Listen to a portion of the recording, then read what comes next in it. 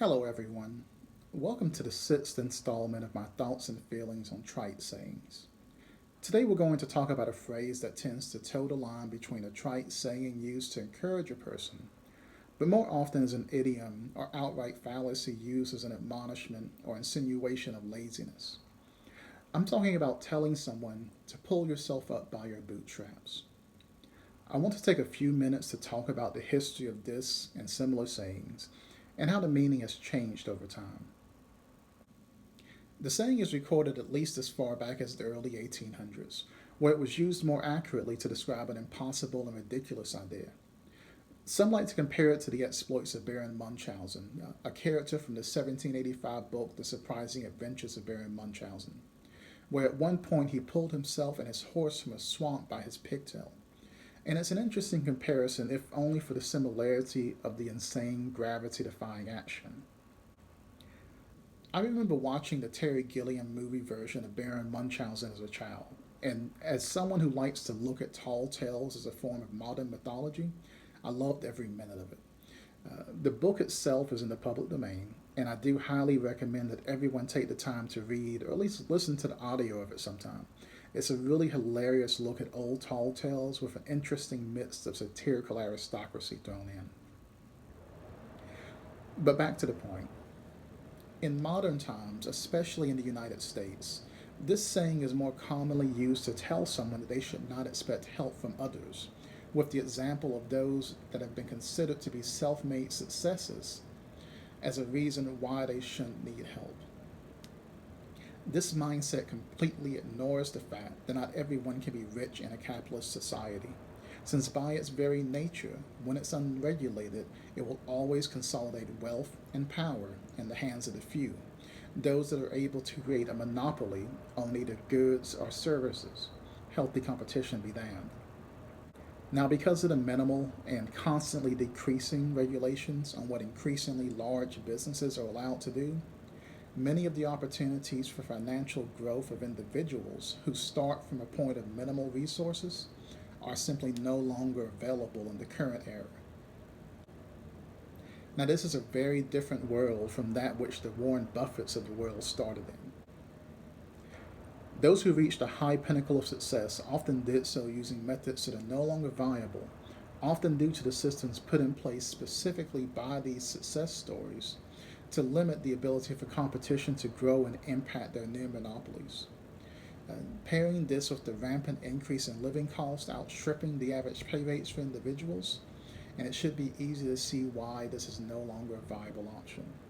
A child can no longer rent space and set up their own pinball machines to fund their investments, all off of a paperboy's wages. The $175 that Buffett made monthly delivering papers then would be equivalent to an average of $2,500 now. And that's more than many full time workers make, and even then, it's still not enough for them to live on, let alone set aside to make investments. The laws have changed so that the ability to deduct your bicycle as a cost of doing business is much more difficult, if not outright impossible. So they also don't have the same tax opportunities that were available to him and those like him. Now, for myself, the reason that I like the Baron Munchausen comparison is for one of his other exploits, and it really hits home for me the negative impacts of the modern bootstrap mindset.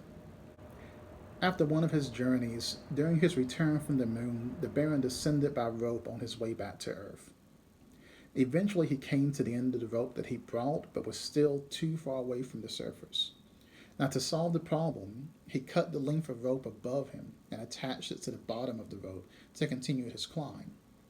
Every time he reached the end of his rope, he did this again and again, cutting a piece from the rope above him and attaching it to the bottom until he reached Earth safely again. Now, whenever an everyday person complains or a politician campaigns against those in need, especially those in lower income settings with limited or no options for a way out, they often quote some variation of the bootstrap myth that these people should support and pull themselves up out of their situation.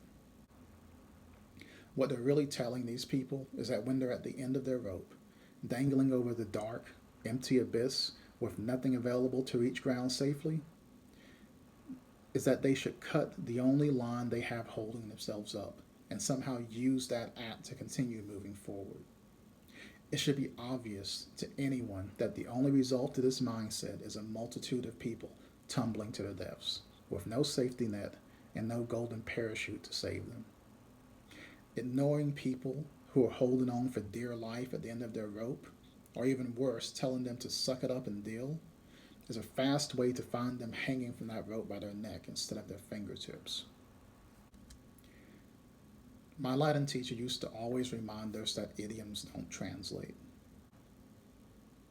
What's understood as a common figurative saying with a very specific meaning becomes a literal term when translated with a very different meaning.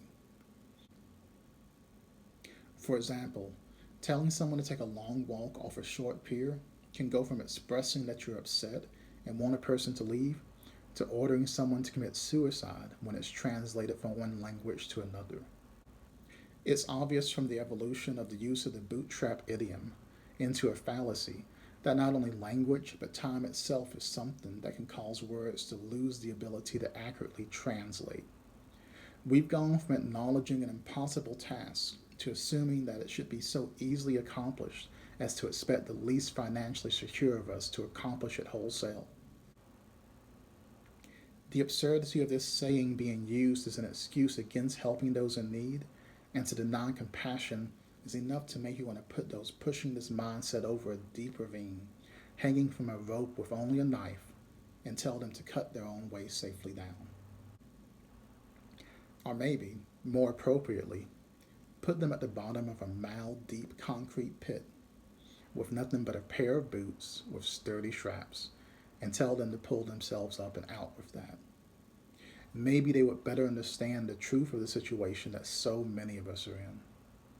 I know it's a crazy thought, but what other kind would you expect from an insane bookworm? Be good to each other and be safe.